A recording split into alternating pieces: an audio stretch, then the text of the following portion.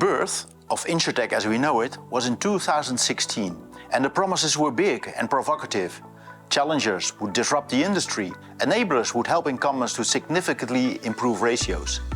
7 years later, not all of these promises have been fulfilled. And much of that has to do with the relationship between incumbents and young innovative tech firms. The way they invest, the way they work together, the way they leverage each other's assets and competencies. Looking back, what can we learn? And looking ahead, using these learnings, what are guiding principles for corporate venturing models? What are strategies for establishing effective partnerships and fostering innovation through corporate venturing?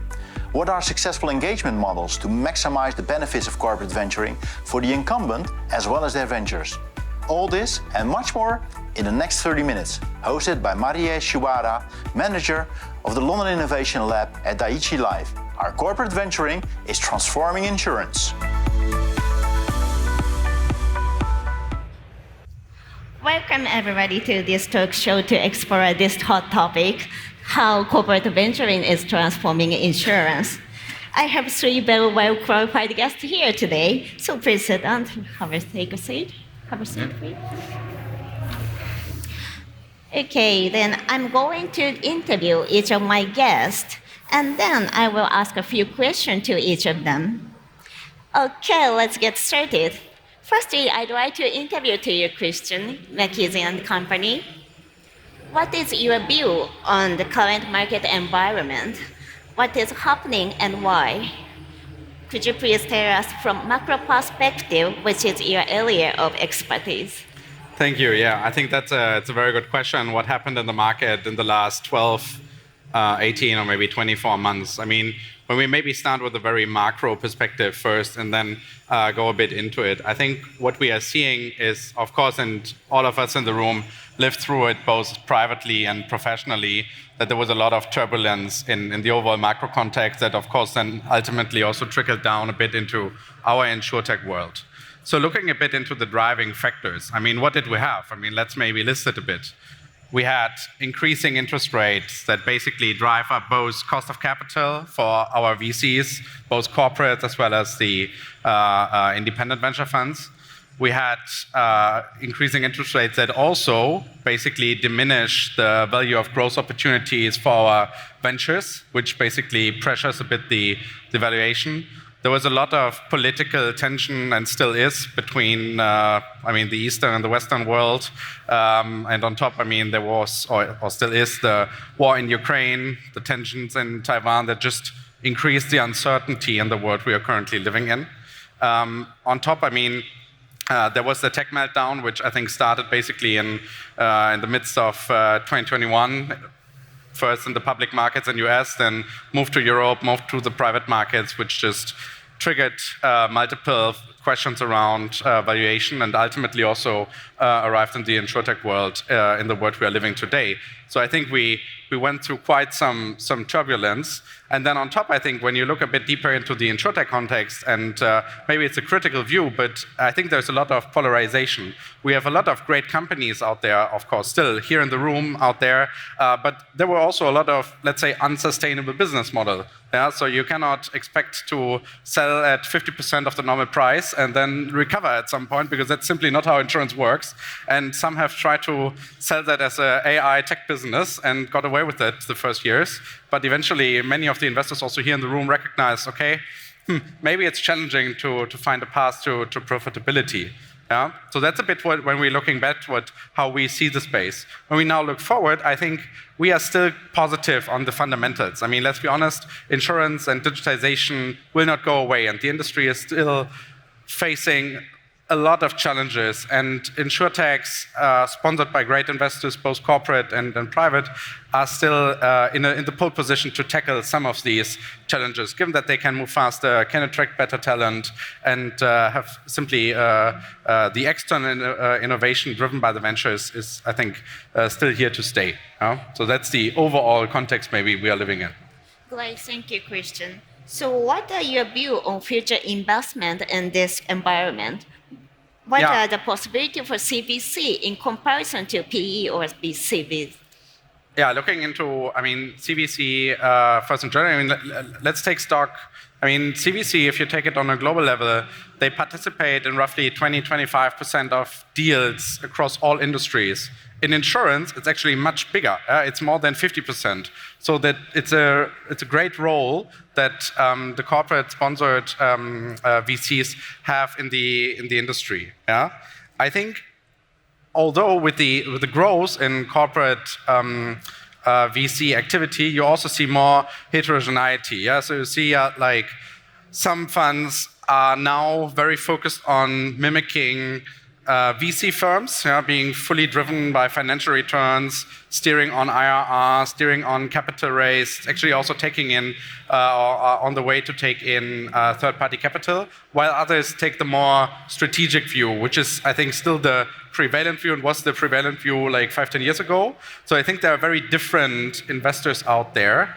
And both corporate companies need to think about what type of VC or CVC do I want to be, what are actually my goals in it, and also the ventures need to see what type of animal do I have in front of me. Yeah? Is it basically more like a VC fund, or does it come with some additional strategic benefits, which we see that they can work, but it's hard to get it right. Yeah?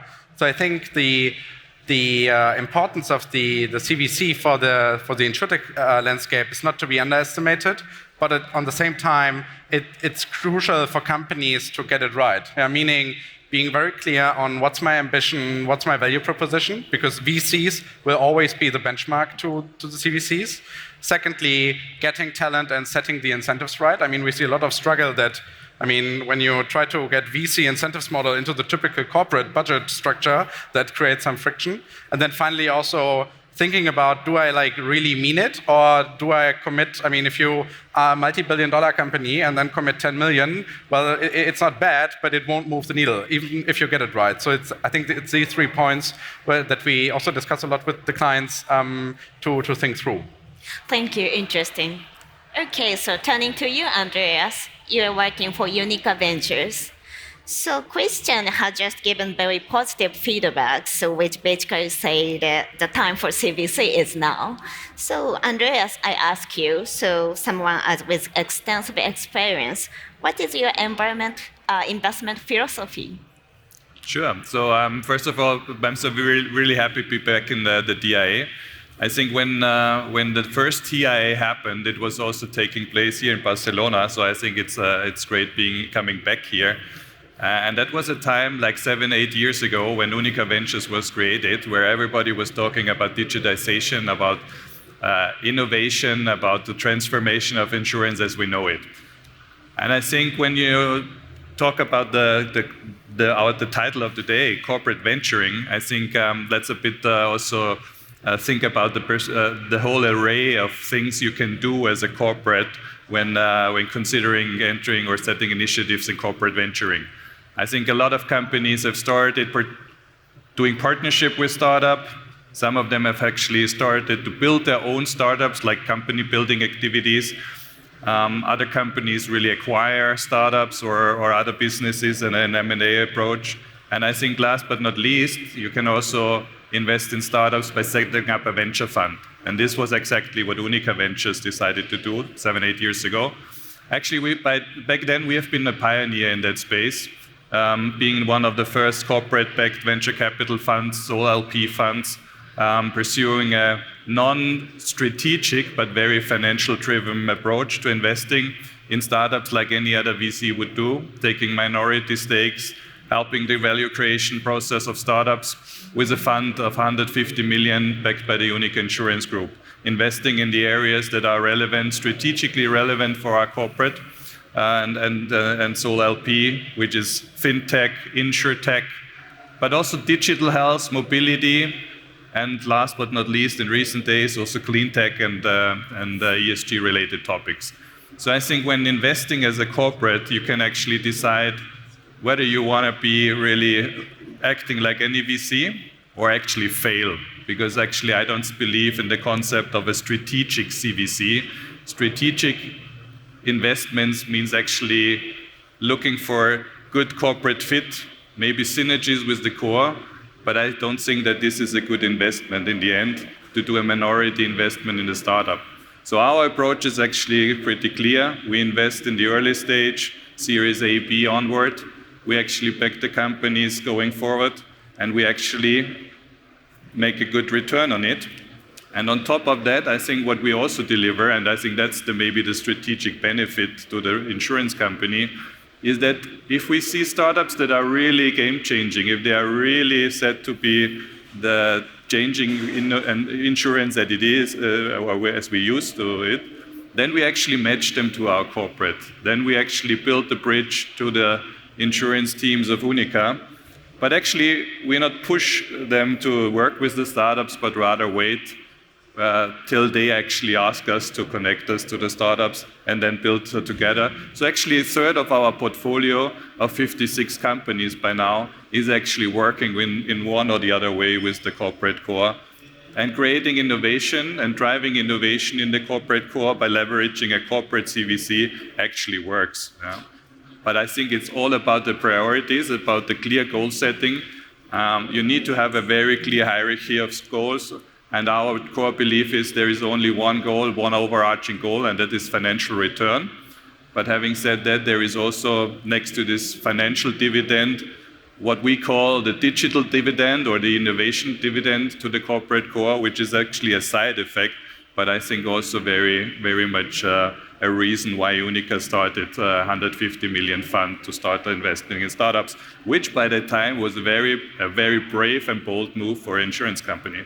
And I think others have followed us since then, so looking forward. Yeah, thank you for sharing. So how can we combine and maximize the financial return and strategic goals?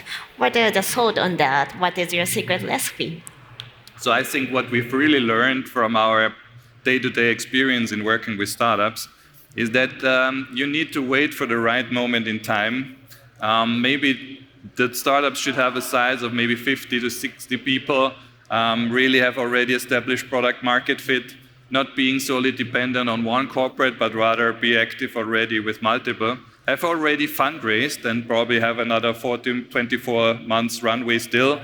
I think that's the moment where you can match them with a big corporate. Because let's face it, it's really a culture clash at first. Yeah? To bring together corporate innovation teams and startups needs to be really well thought about and also facilitated.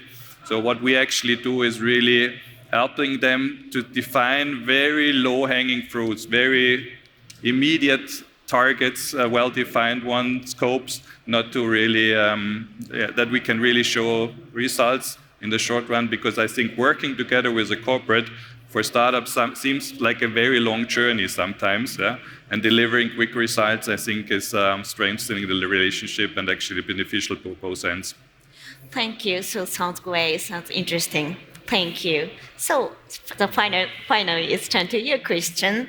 So you are the managing director of InsurTech Home Munich. So I'm sure you have a lot of interesting things to say around this topic. For example, Andreas just gave us the great idea of investment together. So what are your thoughts on cooperation in the InsurTech industry? Yeah. Thank you, Marie. A great question. First of all, thank you for being here. Also, thanks for the input from the other panelists. When it comes to collaboration, it's actually quite interesting when you compare the insurance industry to other industries. They are quite open towards collaboration, which when I came or when I joined the InsurTech Munich a few years ago, I was really surprised by that, because you assume they're all competitors. But no, there's a great, really big openness. I ask myself, why? Why is it the case? Maybe a few explanations to that I had. One is that maybe the comparative advantage or strategic advantage that you get through a technical innovation is not that big if you're the front runner compared to other industries. There are not so many patents that you can protect, and so others will copy it. Another aspect is that insurance companies that what I feel are always feel more comfortable if others are also jumping on the train. Yeah? So if they're not the only ones, and so there's rather openness and not so much demand for exclusivity, which is also very good for the startups. So they are not limited to one partner, but it's rather enhancing partnerships with several insurance companies. That's also what we see, and I think this applies also for terms of investment, that insurance companies invest together into a fund. But also, I mean, the founding of Intertech Munich is also proof of concept for this, that 6 years ago, 12 competitors joined forces to tackle innovation, digitalization together, to drive collaborations together, and we have grown ever since. We have tripled the number, and I think it's also evidence that there is a very high openness for collaboration within the industry and for the benefits of both sides, insurers and also startups. Okay, from your perspective, what is the benefit of CVC? What should we recognize as beneficial? Yeah. Well, first of all, I think any kind of engagement between insurance companies and startups is beneficial because it brings new knowledge, brings new insights, it creates new collaborations, new products, and this is the first advantage, and this is independent of what kind of approach you choose to do that. And then it was already touched upon, it depends a little bit when it comes to CVC, it depends a little bit on the goal of the CVC. We heard there maybe the financial goals in the focus or the strategic goal. When it comes to the financial goal, I think the benefits are quite clear. This is diversification of investment and of course return on investment. So that is also easy to measure. Did you make money or not? So that's an easy question to answer. Maybe a little challenge here, I think, for the financial investors is how to get into the right deals. Maybe now it's a little bit easier because investment is down, but before, of course, it's not that easy to get really in the really good funding rounds of the startups that are high performers. So you have to really show something, bring some extra benefit, bring money, bring a brand. And when it comes to strategic investors, for me, it's a little bit more difficult to define the benefits, and I think it's also more difficult to measure. Some go or do strategic investments for collaboration, so they want to enhance collaborations. Others say, okay, I want to get knowledge out of that.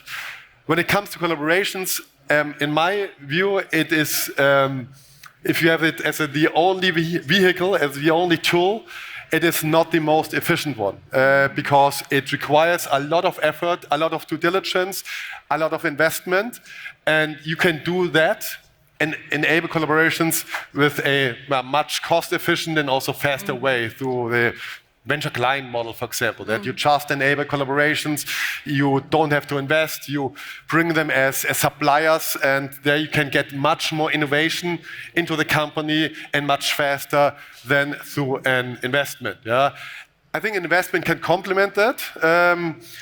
Once you collaborate and you see, wow, it's a really good collaboration, the startup is really performing really, really good, then it also maybe makes sense to invest and also support the startup. But I would rather put the collaboration first before the investment instead of the other way around, because otherwise you run the risk that in the end you have to look for a problem for your solution instead of looking for solutions for your problem. And there are also other ways besides just being a single LP, a single CVC can also invest into funds together with other insurance companies or other companies, for example.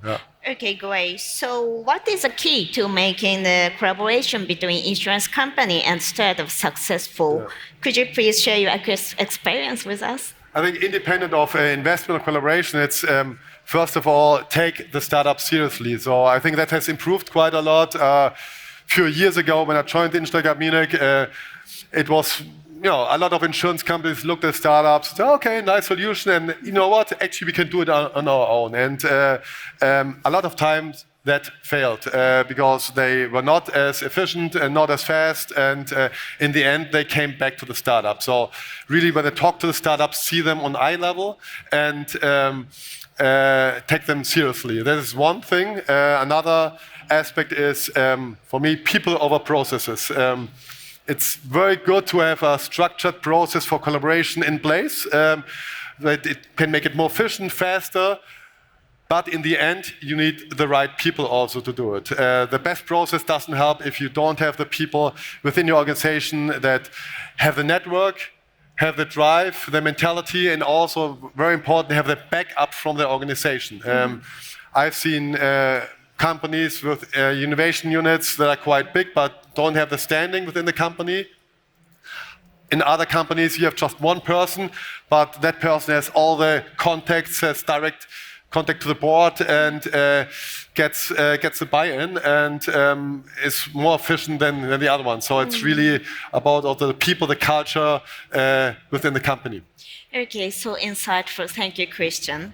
Now, I have a final question to each of my guests, beginning with you, Christian. So we've talked extensively about how it's time to invest, especially for CVC.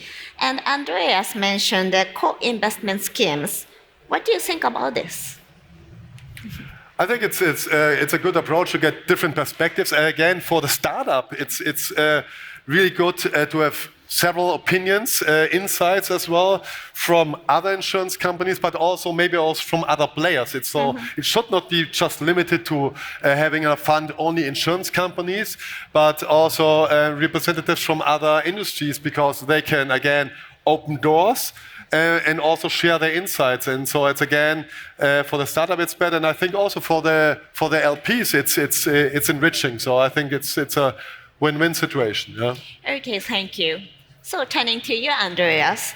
So you mentioned that one of the strength points of Unique Ventures is the ability to make decisions independently.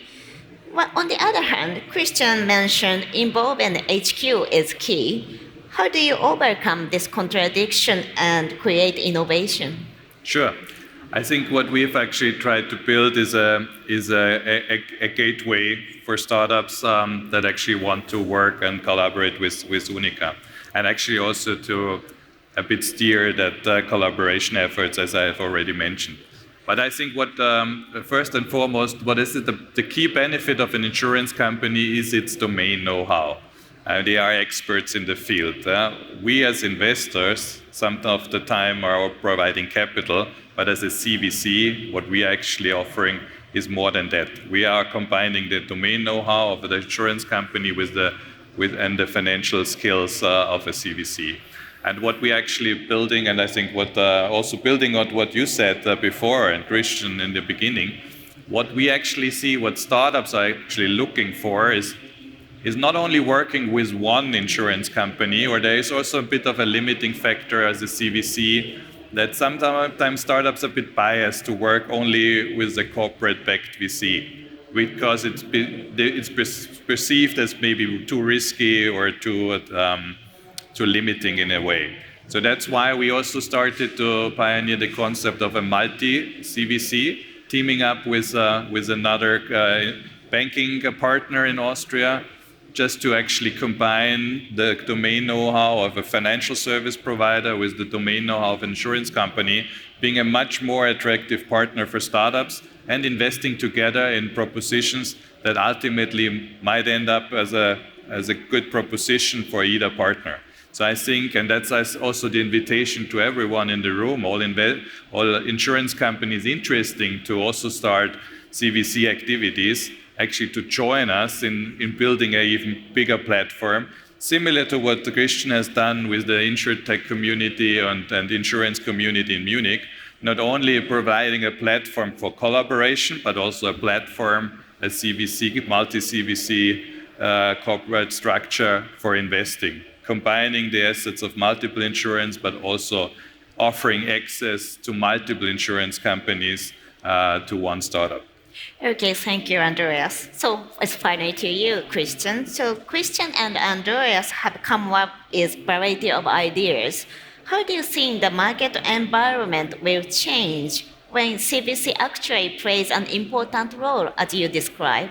I think that's an excellent question, and I also agree with the direction of the colleagues on stage. I think when we talked in the beginning a bit that the industry went a bit from hype to reality, and maybe now it's coming up to scale eventually, and CVC is playing a key role here. And to accelerate that, I think the ideas the colleagues presented, having co-investments, either directly co-investment on startup level or even on the fund level, that you basically join a multi-CVC, helps to bring capital back into the ecosystem, because I mean the industry will not grow if the investment is not there. I think that's pretty clear. I mean, we can talk about nice business models and partnerships, but ultimately there's also a lot of capital needed to accelerate the models to get back on track. And so I think the time for CVC is definitely now. I think we have discussed a few key advantages that investment model brings, and I think we're having a good outlook on the space here. Great. So that's the end of question, but now we have a little bit time left. So I'd like to ask each of you to say in few words. So what is your message today? So starting with you, Andreas, in a few words, please. Thank you, Marie. So I think my key message is that everybody interested in driving innovation in your own company, in your own insurance, everybody looking for innovation, open up, invite startups to join your effort. We are not limited to the knowledge base of our own employees, but we have now the possibility to really invite other brave and very intelligent founders to come up with their ideas and integrate them into our corporate by building the bridge between startups and really fostering that collaboration, either as a partnership, but also supported and backed by financial investments that are actually yielding top returns, like we used to deliver top quartile returns in the past as well. We are very much encouraged by the current environment. I think don't be shy because of everybody talking about the startup financing crisis at the moment. I think the timing was never better to enter that space at very attractive valuations, and I think there is a bright future to come. Thank you, Andreas. Next to you, so Christian. Yeah, I think fully building on that, I think it's a good timing now, and CVC can be a good tool in the corporate innovation toolbox, so to say. I think the only thing is you really need to get it right. There are different configurations that could make sense, but getting stuck in the middle or trying to mix everything will definitely not work. And we have seen the cyclical nature of CVC, that several who didn't get it right then drop out again, and others, also the successful examples we have on stage here, then really thrive. Thank you. Let's turn to you, Christian. Please let me know your key message. Yeah. Well, we all know that currently the situation for funding is difficult, and I think it's very important that the insurance industry contributes to that, be it either through collaborations or through direct investment, doesn't matter what, but it's for their own benefit, because those startups, those are driving innovations and we need them. Yeah? So we need to keep them alive, keep the scene alive, and that's my main takeaway. No matter what you do, invest in some way or the other. Thank you so much. So that's it from us. I hope you found this structure and discussion stimulating, that you perhaps now may seriously considering a CVC investment strategy. Thank you for coming, and enjoy the rest of the event. Thank you.